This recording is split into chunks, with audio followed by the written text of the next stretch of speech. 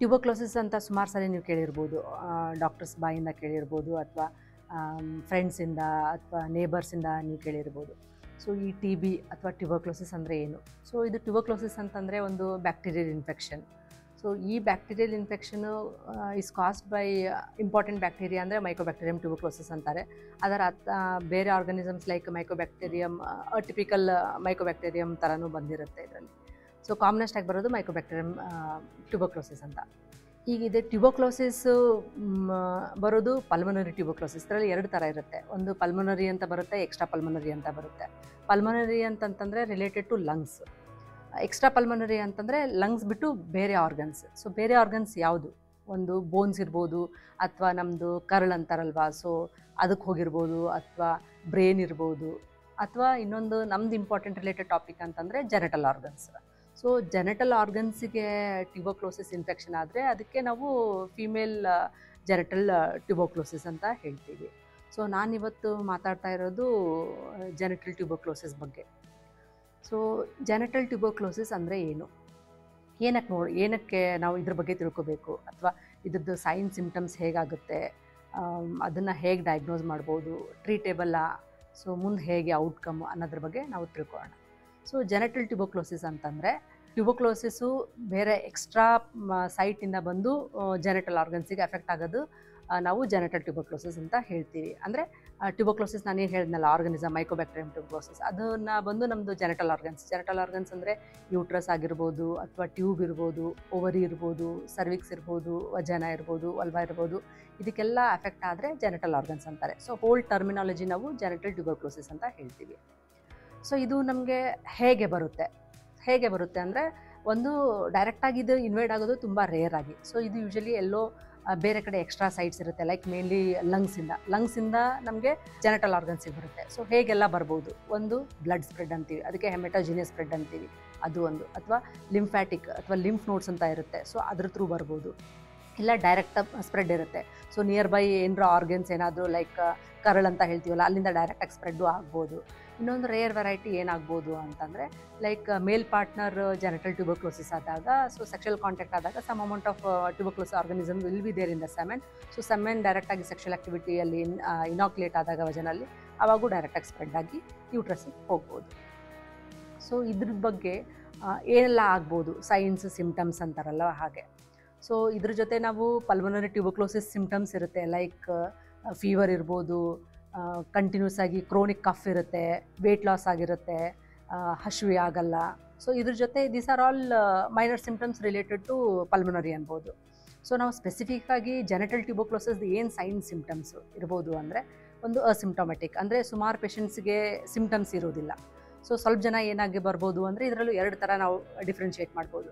ಒಂದು early stages, late stages. Early stages ಇದ್ದಾಗ ಏನಾಗ್ಬೋದು, ಮೆನೋರೇಜಿಯಾ ಅಂದರೆ ತುಂಬ ಬ್ಲೀಡಿಂಗ್ ಹೋಗುತ್ತೆ. ಅಂದರೆ ಮಂತ್ಲಿ ಸೈಕಲ್ಸ್ ಬರ್ತಾ ಇರುತ್ತೆ, ಬಟ್ ಬ್ಲೀಡಿಂಗ್ ಜಾಸ್ತಿ ಹೋಗುತ್ತೆ, ಸುಮಾರು ದಿನ ಹೋಗುತ್ತೆ, ಲೈಕ್ 10-12 ಡೇಸ್ ಹೋಗ್ಬೋದು, ಅಥವಾ 1-2-3 ಡೇಸಲ್ಲೇ ಪ್ಯಾಡ್ಸ್ ತುಂಬ ಚೇಂಜ್ ಮಾಡ್ಬೋದು, ಅದಕ್ಕೆ ಮೆನೋರೇಜಿಯಾ ಅಂತೀವಿ. ಇನ್ನೊಂದು ಡಿಸ್ಮೆನೋರಿಯಾ, ಅಂದರೆ ಪೀರಿಯಡ್ಸ್ ಟೈಮಿಗೆ ಸಿಕ್ಕಾಪಟ್ಟೆ ನೋವಾಗೋದು. ಸೊ ಇದನ್ನೇ ನಾವು ತುಂಬ ಲೇಟ್ ಸ್ಟೇಜಸಲ್ಲಿ ಬಂದಾಗ ಏನಾಗುತ್ತೆ, ಆಲಿಗೋಮೆನೋರಿಯಾ ಅಂತೀವಿ. ಅಂದರೆ 1.5 ಮಂತ್ಸಿಗೆ, 2 ಮಂತ್ಸಿಗೆ, 2.5 ಮಂತ್ಸಿಗೆ, 3 ಮಂತ್ಸಿಗೆ ಪೀರಿಯಡ್ಸ್ ಬರೋದಕ್ಕೆ ಆಲಿಗೋಮೆನೋರಿಯಾ ಅಂತೀವಿ. ನೆಕ್ಸ್ಟು ಸ್ಕ್ಯಾಂಟಿ ಅಥವಾ ಹೈಪೋಮೆನೋರಿಯಾ ಅಂತೀವಿ. ಸೊ ಬ್ಲೀಡಿಂಗ್ ತುಂಬ ಕಡಿಮೆ ಆಗುತ್ತೆ, ಲೆಸ್ ದೆನ್ 1 ಡೇ ಬರ್ಬೋದು, ಅಥವಾ ಸ್ವಲ್ಪ ಸ್ಪಾಟಿಂಗೇ ಇರ್ಬೋದು, ಆ ಥರ ಹೈಪೋಮೆನೋರಿಯಾ ಅಂತೀವಿ. ಅಥವಾ ಅಮೆನೋರಿಯಾ. ಸೊ ಹೀಗೆ ಸ್ಟೇಜಸ್ ಮುಂದೆ ಬರ್ತಾ ಹೋದರೆ ಅಮೆನೋರಿಯಾ, ಅಂದರೆ ಪೀರಿಯಡ್ಸ್ ಆಗದೆ ಸ್ಟಾಪ್ ಆಗಿಬಿಡುತ್ತೆ. ಸೊ ಅದಕ್ಕೆ ಅಮೆನೋರಿಯಾ ಅಂತೀವಿ. ಸೊ ಇದ್ರ ಜೊತೆ ಬಿಟ್ಟು ನೆಕ್ಸ್ಟ್ ಇನ್ಫರ್ಟಿಲಿಟಿ ಬರ್ತೀವಿ. ಇನ್ಫರ್ಟಿಲಿಟಿ ಅಂದರೆ ಪ್ರೈಮರಿ ಆಗಿರ್ಬೋದು, ಅಥವಾ ಸೆಕೆಂಡ್ರಿ ಇನ್ಫರ್ಟಿಲಿಟಿ ಆಗಿರ್ಬೋದು. ಅದೇ ಇನ್ಫರ್ಟಿಲಿಟಿ ಅಂದರೆ ಮಕ್ಕಳು ಆಗಲ್ದೇ ಇರೋದು. ಸೊ ಹಸ್ಬೆಂಡ್ ವೈಫ್ ಜೊತೆಗಿರ್ತಾರೆ, 12 ಮಂತ್ಸ್ವರೆಗೂ ಇದ್ದರೂ ಕೂಡ ಮಕ್ಕಳು ಆಗಲ್ಲ ಅಂತಂದಾಗ ಅದಕ್ಕೆ ಪ್ರೈಮರಿ ಇನ್ಫರ್ಟಿಲಿಟಿ ಆಗಿರ್ಬೋದು.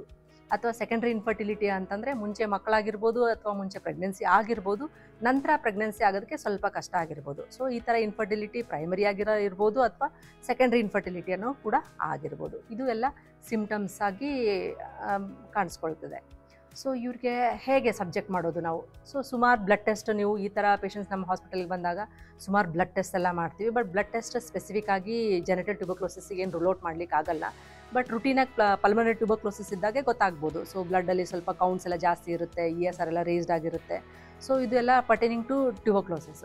ನಮ್ಮದು ಜೆನೆಟಲ್ ಟ್ಯೂಬರ್ಕ್ಲೋಸಿಸ್ ಅಂದರೆ ಗರ್ಭಾಶಯ ರಿಲೇಟೆಡ್ ಟೆಸ್ಟ್ಗಳು ಏನಾಗಿರ್ಬೋದು ಅಂದರೆ, ಎಲ್ಲೋ ಇನ್ವೆಸ್ಟಿಗೇಷನ್ಸ್ಗೋಸ್ಕರ ಹೋಗಿರ್ತೀರಾ, HSG ಮಾಡಿಸ್ಕೊಂಡಿರ್ತೀರಾ ಎಕ್ಸ್ರೇ ಫಿಲ್ಮಲ್ಲಿ.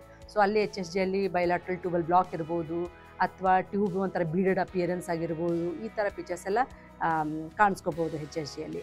ಕ್ಲಿನಿಕಲ್ಲಿ ಬಂದಾಗ ನಾವು ಅಲ್ಟ್ರಾಸೋನೋಗ್ರಫಿಯಲ್ಲಿ ಮಾಡಿದಾಗ ಸೊ ಟ್ಯೂಬು ಓವರಿ ಒಂದಕ್ಕೊಂದು ಅಂಟ್ಕೊಂಡಾಗಿ ಒಂಥರ ಟ್ಯೂಬು ಓವರಿಯನ್ ಮಾಸ್ ಥರ ಆಗಿರ್ಬೋದು, ಅಥವಾ ಎಂಡೋಮೆಟ್ರಿಯಮ್ ಲೈನಿಂಗ್ ನೋಡಿದಾಗ ತುಂಬ ಥಿನ್ ಆಗಿರ್ಬೋದು, ಅಥವಾ ನಾವು 3D ಕ್ಯಾವಿಟಿ ಅಥವಾ 3D ಇಮೇಜಿಂಗ್ ಮಾಡ್ತೀವಿ ಎಂಡೋಮೆಟ್ರಿಯಲ್ ಕ್ಯಾವಿಟಿ, ಆವಾಗ ಒಂದಕ್ಕೊಂದು ಅಡೇಷನ್ಸ್ ಅಥವಾ ಸೈನಿಕೆ ಅಂತ ಹೇಳ್ತೀವಿ, ಒಂದಕ್ಕೊಂದು ಲೇಯರ್ಸ್ ಅಟ್ಕೊಂಡಿರುತ್ತೆ. ಸೊ ಆ ಥರ ಆಗೋ ಸಾಧ್ಯತೆಯೂ ಇರುತ್ತೆ. ಸೊ ಇದು ಅಲ್ಟ್ರಾಸೋನೋಗ್ರಫಿ. ಸೊ ಸಮ್ಟೈಮ್ಸ್ ಪೇಷಂಟ್ಸ್ಗೆ ನಾವು ಡೈರೆಕ್ಟಾಗಿ ಹಿಸ್ಟ್ರೋಸ್ಕೋಪಿ ಪೋಸ್ಟ್ ಮಾಡಿರ್ತೀವಿ, ಅಥವಾ ನಾವು ಲ್ಯಾಪ್ರೋಸ್ಕೋಪಿ ಪೋಸ್ಟ್ ಮಾಡಿರ್ತೀವಿ. ಸೊ ಸಮ್ಟೈಮ್ಸ್ ಹಿಸ್ಟ್ರೋಸ್ಕೋಪಿಯಲ್ಲೂ ಕೂಡ ನಮಗೆ ಡಯಾಗ್ನೋಸ್ ಆಗೋ ಸಾಧ್ಯತೆ ಇರುತ್ತೆ. ಸೊ ನಾವು ಹಿಸ್ಟ್ರೋಸ್ಕೋಪಿ ಅಂದರೆ ಕ್ಯಾಮ್ರಾ ಹಾಕ್ತೀವಿ ನಾವು ಕೆಳಗಡೆಯಿಂದ. ಸೊ ಗರ್ಭಕೋಶದಿಂದ ಕೆಳಗಡೆ ಕ್ಯಾಮ್ರಾ ಹಾಕಿದಾಗ ಏನಾಗುತ್ತೆ, ಸೊ ಒಂದು ಲೇಯರಿಂದ ಇನ್ನೊಂದು ಲೇಯರ್ಗೆ ಅಂಟ್ಕೊಂಡಿದ್ದನ್ನು ನಾವು ಕ್ಲಿಯರ್ ಆಗಿ ಕಾಣಿಸ್ಕೊಳ್ಳುತ್ತೆ. ಅಥವಾ ಟ್ಯೂಬರ್ಕಲ್ಸ್ ಅಂತಾರೆ, ಸಣ್ಣ ಸಣ್ಣ ಕೇಶಸ್ ಟ್ಯೂಬರ್ಕಲ್ಸ್ ಥರ ಕ್ಯಾವಿಟಿಯಲ್ಲಿ ಕಾಣಿಸ್ಕೋಬೋದು. ಇದು ಹಿಸ್ಟ್ರೋಸ್ಕೋಪಿಯಲ್ಲಿ. ಸೊ ನಾವು ಲ್ಯಾಪ್ರೋಸ್ಕೋಪಿ ಸಮ್ಟೈಮ್ಸ್ ಬೇರೆ ಏನಕ್ಕೂ ಕಾರಣಕ್ಕೂ ಇನ್ಫರ್ಟಿಲಿಟಿ ವರ್ಕಪ್ಗೆ ಅಂತೇಳಿ ನಾವು ಲ್ಯಾಪ್ರೋಸ್ಕೋಪಿಗೆ ಹೋದಾಗ ಸೊ ಅಲ್ಲಿ ಸುಮಾರು ಫೈಂಡಿಂಗ್ಸ್ನ ನಾವು ಕಾಣಿಸ್ಕೋಬೋದು. ಸಣ್ಣ ಮಿಲಿಯರಿ ಟ್ಯೂಬರ್ಕ್ಲೋಸಿಸ್ ಅಂತಾರೆ, ಸಣ್ಣ ಥರ ಟ್ಯೂಬರ್ಕಲ್ಸ್ ಎಲ್ಲ ಫುಲ್ ಹೋಲ್ ಅಬ್ಡಾಮಿನ್ ಅಥವಾ ಪೆಲಿ ಕ್ಯಾವಿಟಿಯಲ್ಲೆಲ್ಲ ಫುಲ್ ಹೋಲ್ ಎಲ್ಲ ಕಡೆ ಸಣ್ಣಾಗಿ ಹರಡ್ಕೊಂಡಿರುತ್ತೆ. ಅಥವಾ ಟ್ಯೂಬು ಕಾಣಿಸ್ತಿರಲ್ಲ, ಒಂದಕ್ಕೆ ಹೋಗಿ ಎಲ್ಲೋ ಅಂಟ್ಕೊಂಡಿರುತ್ತೆ, ಅಥವಾ ಟ್ಯೂಬು ಓವರಿ ಎರಡು ಅಂಟ್ಕೊಂಡಿರುತ್ತೆ. ಸೊ ಅಥವಾ ಟ್ಯೂಬಲ್ಲಿ ಸುಮಾರು ಅಮೌಂಟ್ ಆಫ್ ಕಲೆಕ್ಷನ್ಸ್ ಇರುತ್ತೆ, ಅದಕ್ಕೆ ನೀರಾಗಿರಲಿ ಪಸ್ಸಾಗಿರಲಿ ಆ ಥರ ಕಲೆಕ್ಷನ್ಸ್ ಎಲ್ಲ ನಮಗೆ ಲ್ಯಾಪ್ರೋಸ್ಕೋಪಿಯಲ್ಲಿ ಕಾಣಿಸ್ಕೊಳ್ಳುತ್ತೆ. ಇದ್ರ ಬಗ್ಗೆ ಮತ್ತೆ ಟ್ರೀಟ್ಮೆಂಟ್ ಆಗಲಿ, ಮತ್ತು ನಮಗೆ IVF ರಿಲೇಟೆಡ್ ಸಕ್ಸಸ್ ಹೇಗಾಗುತ್ತೆ, ಸೊ ಅದನ್ನು ಏನೆಲ್ಲ ಟ್ರೀಟ್ಮೆಂಟ್ ಆಪ್ಷನ್ಸ್ ಮಾಡೋದು, ಅದು ನಾನು ನಿಮಗೆ ನೆಕ್ಸ್ಟ್ ಎಪಿಸೋಡಲ್ಲಿ ಮಾಹಿತಿ ಕೊಡ್ತೀನಿ.